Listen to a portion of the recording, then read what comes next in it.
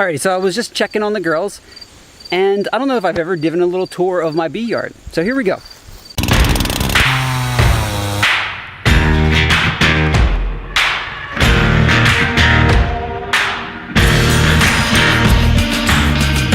So these first 3 beehives are the bees that we started with last year. They look a little different. This is a 10 frame hive and these are 8 frame hives. So we're just experimenting with different size boxes. You'll also notice that we have this solar panel that's feeding for the power for the BeeBot robot computer that's measuring temperature, humidity, and sound in this hive. Move on down. You can see the solar charger for the electric fence. And then what we have here are 2 newer hives. So these were swarms that we caught in the beginning of the year. And once again, you're seeing a mixture of frame sizes. This is 8 frames, this is 10 frames. All right, what you'll notice with this hive, it looks a lot different. See, these are going up as we add more boxes, we go on top of these. This one is called a horizontal hive. It's still using the same frames that I use in these other hives, but we're experimenting with a horizontal hive. If you actually look globally, there are more horizontal hives than there are long straw hives. Now in the US, what you mainly see is long straw hives. They're just easy to use, especially for commercial beekeepers.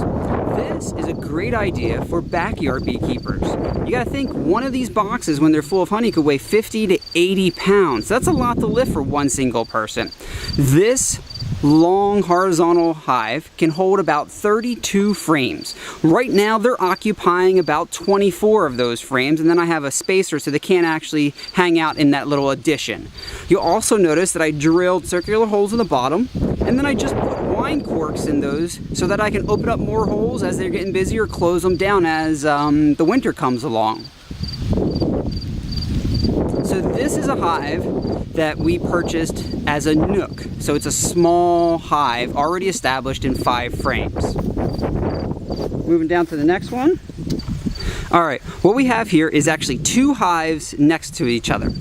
This one is a nook that we bought this year, and then right next to it is another nook that we created.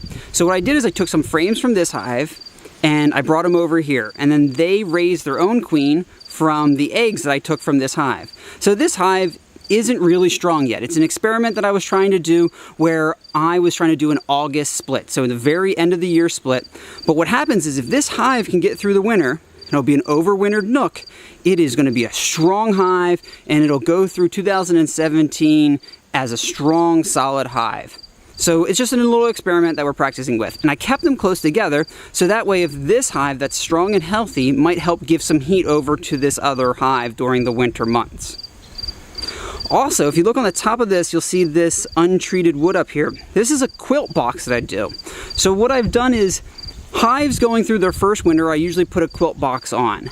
And what that does is the cold nights and maybe a warm day, that condensation can actually be a problem for the hive. So this is going to act kind of like the attic of your house.